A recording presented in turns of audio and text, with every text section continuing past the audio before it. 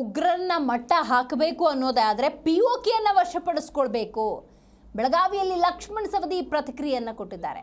ಪಹಲ್ಗಾಮ್ ಉಗ್ರ ದಾಳಿಗೆ ಸಂಬಂಧಪಟ್ಟಂತೆ ಮಾತನಾಡಿರುವಂತಹ ಲಕ್ಷ್ಮಣ್ ಸವದಿ, ಉಗ್ರರನ್ನ ಮಟ್ಟ ಹಾಕೋದಕ್ಕೆ ಮೊದಲು ಪಿಒಕೆಯನ್ನು ವಶಪಡಿಸಿಕೊಳ್ಳಬೇಕು.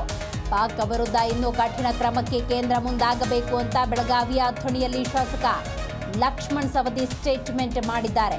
ಪಾಕ್ ವಿರುದ್ಧ ಕೇಂದ್ರದ ರಾಜತಾಂತ್ರಿಕ ನಿರ್ಧಾರ ಸ್ವಾಗತಾರ್ಹ.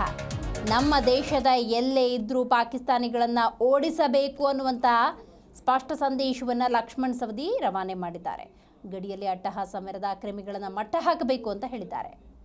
ಅಲ್ಪಸಂಖ್ಯಾತರು ಮುಸ್ಲಿಂ ಸಮಾಜ ಏನು ಇವತ್ತು ಪಾಕಿಸ್ತಾನದಲ್ಲಿರ್ತಕ್ಕಂಥ ಜನ ನಮ್ಮ ದೇಶದಲ್ಲಿ ವಾಸವಾಗಿದ್ದಾರೆ, ಅವ್ರ ಮುಖಾಂತರ ಏನು ಪಿತೂರಿ ನಡೀತಿದೆ ಅಂತಕ್ಕಂಥ ಶಂಕೆ ಇದೆಯಲ್ಲ, ಅವರು ನಮ್ಮ ದೇಶದಿಂದ ಅವರ ವಿಸಾಗಳನ್ನು ರದ್ದು ಮಾಡಿ ಅವ್ರ ದೇಶಕ್ಕೆ ಕಳಿಸ್ಬೇಕು ಅಂತಕ್ಕಂಥ ನಿರ್ಣಯ ಏನು ಮಾಡಿದ್ದಾರೆ, ಅದಕ್ಕೆ ನಾನು ಸಂಪೂರ್ಣವಾಗಿ ಬೆಂಬಲವನ್ನು ವ್ಯಕ್ತಪಡಿಸ್ತೀನಿ.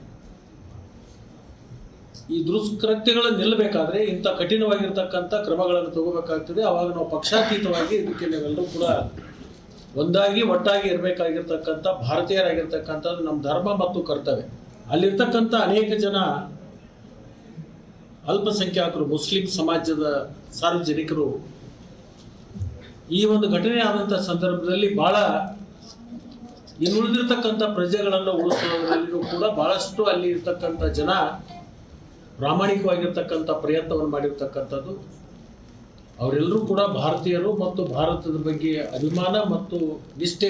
ಏನು ಇವತ್ತು ಪಾಕಿಸ್ತಾನದಲ್ಲಿರ್ತಕ್ಕಂಥ ಜನ ನಮ್ಮ ದೇಶದಲ್ಲಿ ವಾಸವಾಗಿದ್ದಾರೆ, ಅವ್ರ ಮುಖಾಂತರ ಏನು ಪಿತೂರಿ ನಡೀತಿದೆ ಅಂತಕ್ಕಂಥ ಶಂಕೆ ಇದೆಯಲ್ಲ, ಅವರು ನಮ್ಮ ದೇಶದಿಂದ ಅವರ ವಿಸಾಗಳನ್ನು ರದ್ದು ಮಾಡಿ ಅವ್ರ ದೇಶಕ್ಕೆ ಕಳಿಸ್ಬೇಕು ಅಂತಕ್ಕಂಥ ನಿರ್ಣಯ ಏನು ಮಾಡಿದ್ದಾರೆ, ಅದಕ್ಕೆ ನಾನು ಸಂಪೂರ್ಣವಾಗಿ ಬೆಂಬಲವನ್ನು ವ್ಯಕ್ತಪಡಿಸ್ತೀನಿ.